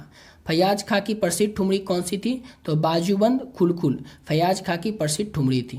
किस खाल में नमो तोम के आलाप के लिए जाना जाता है? तो फैयाज खां को नमो तोम के आलाप के लिए जाना जाता है। अगला क्वेश्चन है, फैयाज खां किस प्रकार के तानों का अधिकतर प्रयोग करते थे? तो जबड़े की तानों का अधिकतर प्रयोग करते थे फैयाज खां। फैयाज खां का अपनी रचनाओं में क्या नाम था? तो प्रेम प्रिया और प्रेमा प्रिया फैयाज खां का अपनी रचनाओं में नाम था। फैयाज खां ने जैजवंती में किस बंदिश की रचना की थी? तो मोड़े मंदिर अब लो नहीं आए, इसकी रचना फैयाज खां ने जैजवंती में की थी। फैयाज खां ने राग जोग में किस बंदिश की रचना की थी? तो आज मोड़े घर आए, राग जोग में फैयाज खां ने आज मोड़े आए बंदिश की रचना की थी। फैयाज खां ने राग ललित में किस बंदिश की रचना की थी? तो तरपत हूँ जैसे जल बिन मीन। ठीक है, मीन मतलब मछली होता है। फैयाज खां ने नट बिहाग में किस बंदिश की रचना की थी? तो झनझन पायल बाजे, इस बंदिश की रचना की थी फैयाज खां ने नट बिहाग में। पंडित फैयाज खां के शिष्य कौन थे? तो पंडित रत्ना जड़कड़, दिलीप चंद्र बोधी, विलायत हुसैन, लताफत हुसैन, शराफत हुसैन, अत्ता हुसैन, अजमत हुसैन। सबका नाम अच्छे से याद रखना है। जानते हैं थोड़ा मुश्किल है, लेकिन अगर इसको कर लेते तभी आपका सिलेक्शन होगा। देखिए जो सिंपल क्वेश्चन होगा, जो आप सोचते होंगे ये तो इजी क्वेश्चन, अगर ये क्वेश्चन आ जाए तो मज़ा आ जाए। अगर इजी क्वेश्चन आ जाएगा ना तो इजी क्वेश्चन तो सब बना लेंगे, तो याद रखना जो टफ क्वेश्चन बनाएगा सिलेक्शन उसी का होगा, इसलिए इस सभी क्वेश्चन को आप लोग याद रखिएगा। अगला क्वेश्चन है, फैयाज खां की मृत्यु कब हुई थी? तो 5 नवंबर 1950 को बड़ोदरा में फैयाज खां की मृत्यु हुई थी। हशु हद्दू खां, यहाँ से हशु हद्दू से related objective question sorry one liner question जो है वो शुरू हो रहा है। ठीक है, तो हशु हद्दू खां किस घराना से संबंधित थे? तो ग्वालियर घराना से संबंधित थे हशु हद्दू खां। हशु हद्दू खां के पिता का क्या नाम था? तो कादिर बख्श हशु हद्दू खां के पिता का नाम। अगला क्वेश्चन है, हशु हद्दू खां के दादा का क्या नाम था? नथन पीर बख्श हशु हद्दू खां के दादा का नाम था। हशु हद्दू खां को किस राजा का राजश्रय प्राप्त था? तो ग्वालियर के राजा दौलत राम शिंदे का राजश्रय प्राप्त था हशु हद्दू खां को। कड़क बिजली की तान किस राग में ली जाती है? तो राग मियाँ मल्हार में। हशु खां की मृत्यु कब हुई थी? तो 1859 को हशु खां की मृत्यु हुई थी। हद्दू खां के कितने पुत्र थे? तो मोहम्मद खां और रहमत खां हद्दू खां के पुत्र थे। हद्दू खां की पुत्रियों का विवाह किससे हुआ था? तो पहली पुत्री का विवाह इनायत खां से हुआ था और दूसरी पुत्री का बंदे अली खां से विवाह हुआ था। हद्दू खां की मृत्यु कब हुई थी? तो 1875 में हद्दू खां की मृत्यु हुई थी। जट जटिन लोक नृत्य का संबंध बिहार के किस जिले से है? तो बिहार के मिथिला से जट जटिन लोक नृत्य का संबंध है। ज्योतिश्वर ठाकुर का संबंध किस क्षेत्र से है? तो बिहार के मिथिला क्षेत्र से ज्योतिश्वर ठाकुर का संबंध है। बिहार का लोक नृत्य कौन सा है? तो झिझिया जो है ये बिहार का लोक नृत्य है। झलुआ किस लोक नृत्य का अन्य नाम है? तो डोमकच का अन्य नाम है जलुआ। कौन सा नृत्य नाटक श्रावण के महीने में गाया और बजाया जाता है? तो कजरी जो है श्रावण के महीने में गाया और बजाया जाता है। सामा चकेवा नाटक, सामा और चकेवा में कौन कौन होते हैं? तो भाई बहन होते हैं। सामा चकेवा किस महीने में मनाया जाता है? तो कार्तिक के महीने में सामा चकेवा को मनाया जाता है।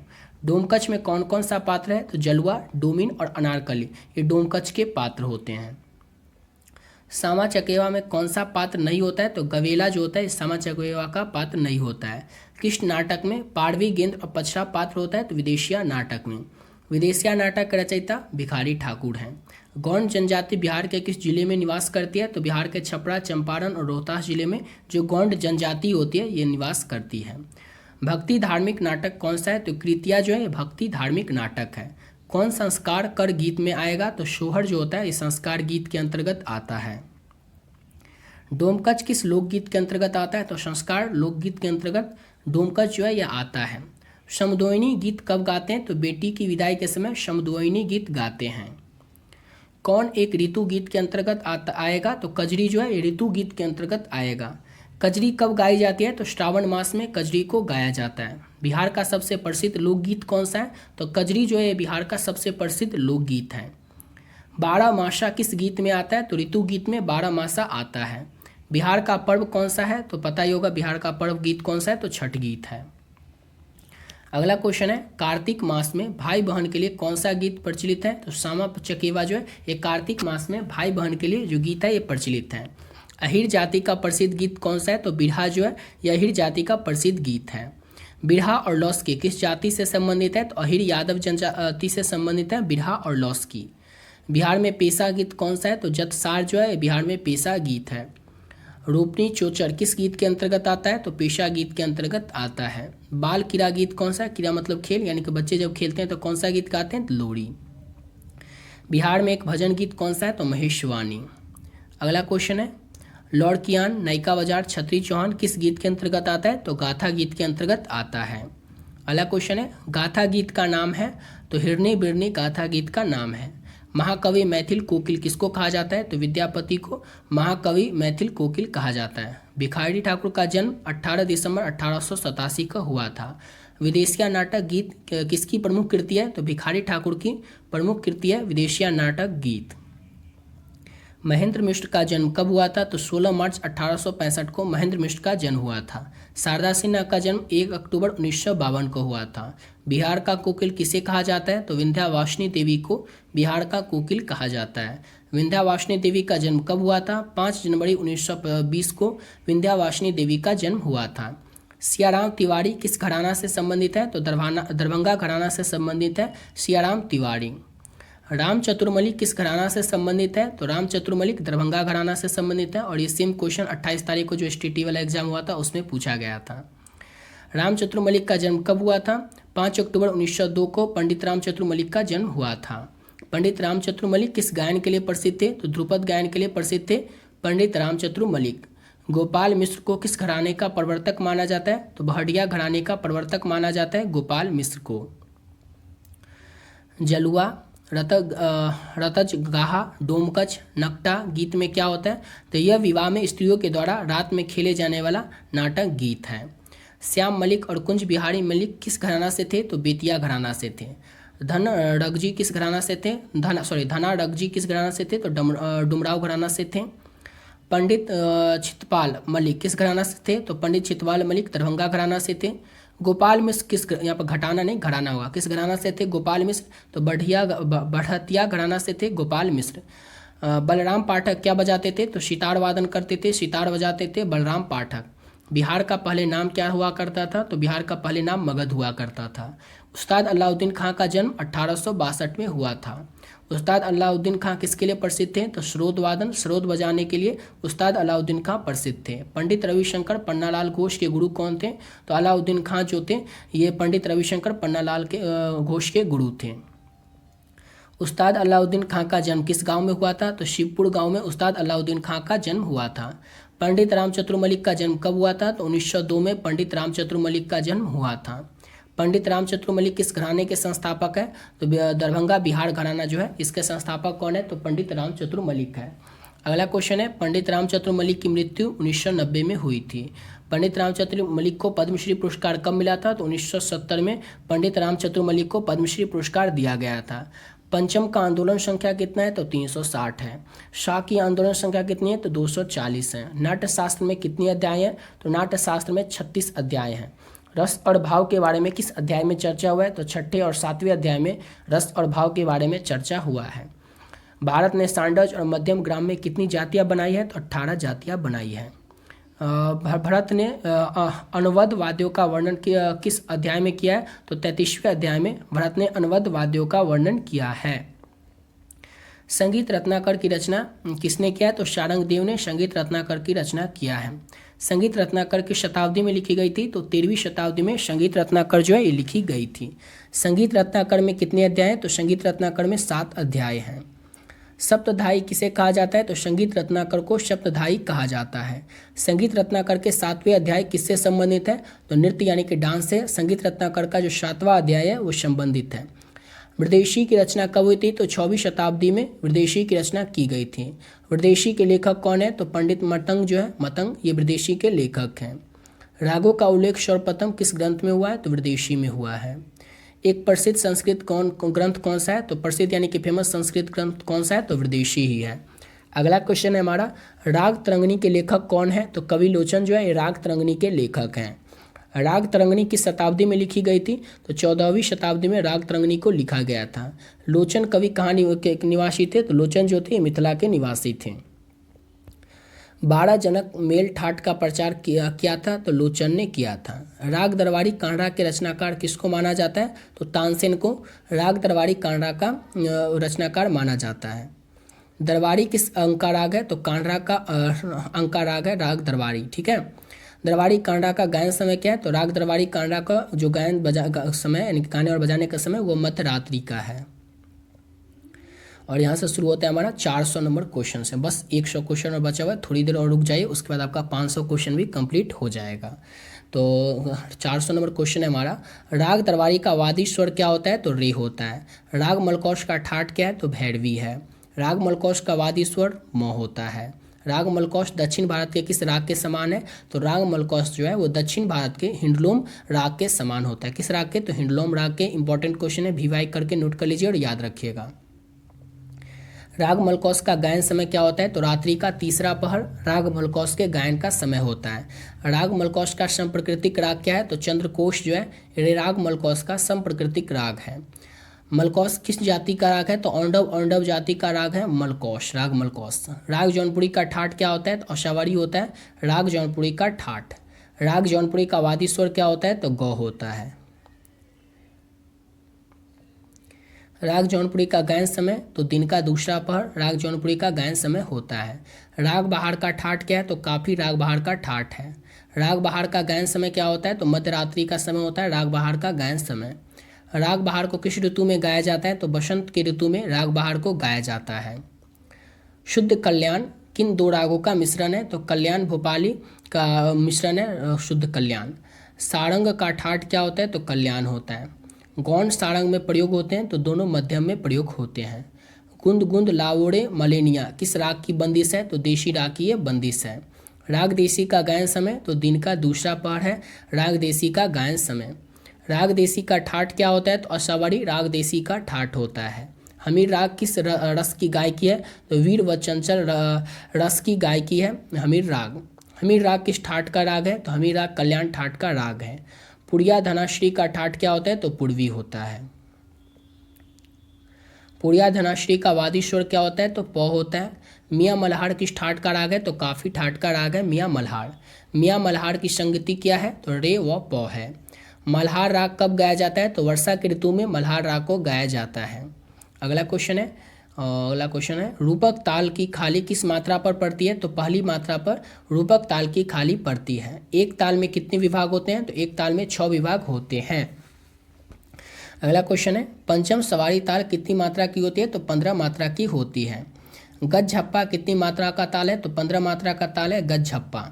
अगला क्वेश्चन है ख्याल गायकी के साथ कौन सा ताल नहीं बजाया जाता है? तो 4 ताल नहीं बजाया जाता है ख्याल गायकी के साथ। 3-4 का विभाग किस ताल में होता है? तो झुमरा ताल में होता है। एक ताल में खाली कौन सी मात्रा पर होती है? तो 3 और 7वीं मात्रा पर एक ताल में खाली होती है। 8 की लयकड़ी कैसा दिखता है? तो 3-2 जैसा दिखता है। निम्न में से कौन कुआड़ की लयकड़ी को दिखाता है? तो 5-4 जो है 5/4 इस तरह से दिखाता है कुआड़ की लयकड़ी को। 7/4 किस लयकड़ी को दिखाता है? तो बियार्ड को दिखाता है। किस स्वरलिपि पद्धति में संगणित अंकों का प्रयोग किया जाता है? तो चिव नोटेशन स्वरलिपि पद्धति में गणित अंकों का प्रयोग किया जाता है। शुद्ध कल्याण का संप्रकृतिक राग का क्या होता है? तो भूपाली होता है शुद्ध कल्याण का संप्रकृतिक राग। गरबा कहाँ का प्रसिद्ध लोकगीत है? तो सबको पता होगा गुजरात का गरबा जो है लोक प्रसिद्ध नृत्य है, लोकगीत है।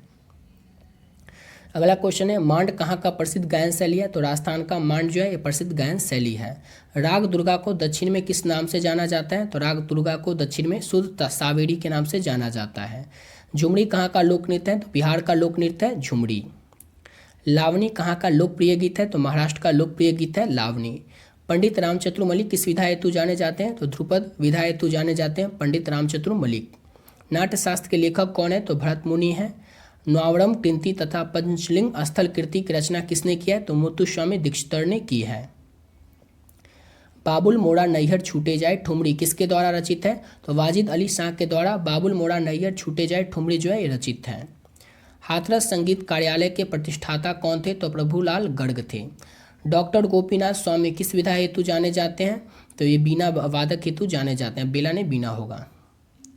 भारत का संगीत सिद्धांत तथा संगीत चिंतामणि जैसे ग्रंथों की रचना किसने किया है? तो डॉक्टर कैलाश चंद्र देव बृहस्पति ने भारत का जो संगीत सिद्धांत है और संगीत चिंतामणि इन ग्रंथों की रचना किया है डॉक्टर कैलाश चंद्र बृहस्पति ने।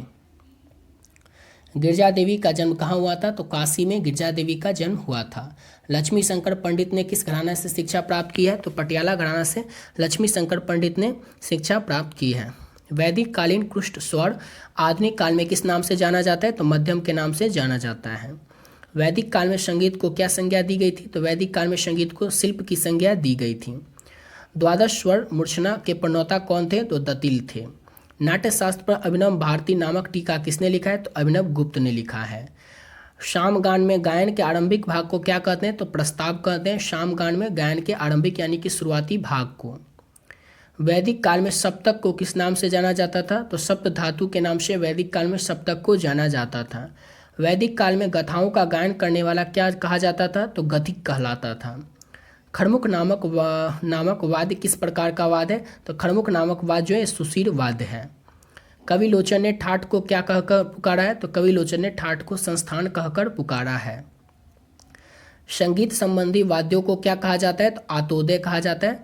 आतोदय कहा जाता है संगीत संबंधी वाद्यों को। किस संगीतज्ञ की वंश परंपरा हुसैनी घराना कहलाई? तो तानसेन की किस संगीत वंश की परंपरा जो है हुसैनी घराना कहलाई थी? तो हुसैनी घराना तानसेन ने कहलवाई थी क्योंकि तानसेन की पत्नी का नाम था हुसैनी। कैलीमाल ग्रंथ के रचनाकार कौन थे? तो स्वामी हरिदास कैलीमाल ग्रंथ के रचनाकार थे। ध्रुपद गायन के आविष्कारक कौन थे? तो मानसिंह तोमर थे। अमीर खुसरो के गुरु कौन थे? तो निजामुद्दीन औलिया थे। अगला क्वेश्चन है ललित कला अकादमी की स्थापना कब हुई थी? तो 5 अगस्त 1954 को ललित कला अकादमी की स्थापना हुई थी। जौनपुरी, तोड़ी और आशावरी 12 प्रकार के श्याम रागों के रचयिता कौन है? तो सुल्तान हुसैनी सरकी। मियाँ की तोड़ी, मियाँ की सारंग, मियाँ की मल्हार आदि के रचनाकार कौन है? तो तानसेन है। राग मारवा का संप्रकृतिक राग क्या है? तो पुड़िया धनाश्री जो है ये राग मारवा का संप्रकृतिक राग होता है। राग देशकर का गायन समय क्या है? राग देशकर जो है इसके गाने और बजाने का समय दिन का दूसरा पहर। राग देशकर का वादी स्वर क्या होता है? तो घ होता है और इसका संवादी स्वर ग होता है। राग देशकर की जाति क्या है? तो औंडव औंडव जिसमें कि म और म और नी जो है वर्जित है। ये राग देशकर का क्या होता है? जाति होता है औंडव औंडव जिसमें कि म और नी जो है वर्जित है। राग देशकर किस ठाटों से जनित राग है? तो राग देशकर जो है बिलावल ठाटों से जनित राग है। राग देशकर के न्यास के स्वर क्या है? तो प, ध और सा ये राग देशकर के न्यास स्वर है। राग देशकर का संप्रकृतिक राग क्या होता है? तो राग भोपाली राग देशकर का संप्रकृतिक राग होता है। राग बहार का संप्रकृतिक राग क्या होता है? तो मियाँ मल्हार जिसके रचयिता तानसेन है ये राग बहार का संप्रकृतिक राग होता है। राग बहार का वादी स्वर क्या होता है? तो म होता है राग बहार का वादी स्वर और इसका संवादी स्वर सा होता है। राग बहार में गंधार का कौन सा रूप प्रयोग होता है? तो दोनों गौ तथा नी दोनों रूप में प्रयोग होता है राग बहार में गंधार के में। ठीक है। अगला क्वेश्चन है राग बहार का गायन समय क्या है? तो मध्य रात्रि का समय राग बहार का गाने का समय है। राग बहार की जाति क्या होती है? तो सांडव शांडव राग बहार की जाति होती है। इसके आरोह में रे वर्जित होता है और ध वर्जित होता है अवरोह में। ठीक है। आरोह में रे वर्जित होता है और अवरोह में ध वर्जित होता है। ठीक है। आरोह में रे और अवरोह में ध। अगला क्वेश्चन है राग बहार के न्यास के स्वर क्या है? तो शा, म और प ये राग बहार के न्यास के स्वर हैं। राग भैरव का वादी स्वर क्या होता है? तो ध होता है और राग भैरव का संवादी स्वर रे होता है। राग भैरव का गायन समय क्या होता है? तो प्रातः काल का समय राग भैरव का गायन समय होता है। राग भैरव की जाति क्या होती है? तो संपूर्ण राग भैरव की जाति होती है। राग भैरव का समप्रकृति राग क्या है? तो कलिंगरा रामकली जो है राग भैरव का समप्रकृतिक राग है। राग भीमपलासी का वादी स्वर क्या होता है? तो म होता है। और राग भीमपलासी का संवादी स्वर क्या होता है? तो सा होता है। राग भीमपलासी का गायन समय क्या होता है? तो दिन का तीसरा पहर होता है। राग भीमपलासी की जाति क्या है? तो औंडव संपूर्ण जाति राग भीमपलासी की जाति है। आरोह में रे और इसके ध वर्जित है और अवरोह में सभी स्वर जो है राग भीमपलासी में वर्जित हैं। राग भीमपलासी में कौन से कोमल स्वर लगते हैं? तो गौ और नी जो है राग भीमपलासी में कोमल स्वर लगते हैं। राग भीमपलासी का संप्रकृतिक राग क्या होता है? तो बागेश्वरी राग भीमपलासी का संप्रकृतिक राग होता है। राग पूर्वी का गायन समय क्या है? तो सायं काल का संध्या काल का राग पूर्वी का गायन समय है। राग पूर्वी का संप्रकृतिक राग क्या होता है? तो प्रज पुड़िया धनाश्री राग पूर्वी का संप्रकृतिक राग होता है। राग पूर्वी का वादी स्वर क्या होता है? तो गौ होता है। और उसका संवादी स्वर क्या होता है राग पूर्वी का? तो नी होता है। राग पूर्वी की जाति होती है संपूर्ण। राग दुर्गा किस ठाट से जनित राग है? तो राग दुर्गा जो है ये बिलावल से ठाट से जनित राग है। राग दुर्गा की जाति क्या है? तो औंडव राग दुर्गा की जाति है। अगला क्वेश्चन करते हैं और नेक्स्ट क्वेश्चन है हमारा, राग दुर्गा किस प्रकार का राग है? तो रात्रि के द्वितीय पहर में गाया बजाने वाला राग दुर्गा जो इस पहर का राग है। किस पहर का? तो रात्रि के दूसरे पहर में गाया जाने वाला राग है राग दुर्गा। राग दुर्गा का संवादी स्वर रे होता है और उसका वादी स्वर ध होता है। राग दुर्गा में कौन से स्वर वर्जित हैं? तो गौ और नी जो है राग दुर्गा में स्वर है जो कि वर्जित है। और आज के इस वीडियो का लास्ट क्वेश्चन है हमारा, राग दुर्गा का संप्रकृतिक राग क्या है? तो जलंधर केदार राग दुर्गा का संप्रकृतिक राग है। इसी के साथ वीडियो पे कंप्लीट करते हैं। आशा करता हूँ आप लोगों को वीडियो अच्छा लगा होगा। अभी तो आप लोग अच्छे से समझ गए होंगे लेकिन इसको भूल जाएगा, इसलिए आपको जो ऊपर नोट्स बताएं कि नोट्स किस तरह से लेना है वो ऑलरेडी बता चुके हैं। उस नोट्स को आप लोग ले लीजिएगा और उस नोट्स को लेकर के आप लोग इसको बार बार रिवीजन करते रहिएगा, ठीक है, ताकि आप एग्जाम में जब भी जाएँ तो आप ऐसे एक भी क्वेश्चन छूट नहीं पाएँ। और इसको अगर आप लोग अच्छे तरीके से कर लेते हैं तो यकीन मानिए अधिकतर क्वेश्चन जो आपके एग्जाम आएंगे ना वो यहीं से देखने को मिल जाएगा, केवल एक PDF से, एक सिंगल वीडियो से, ठीक है। आशा करता हूँ आप लोगों को वीडियो अच्छा लगा होगा। तो मिलते हैं नेक्स्ट वीडियो में नए वीडियो के साथ।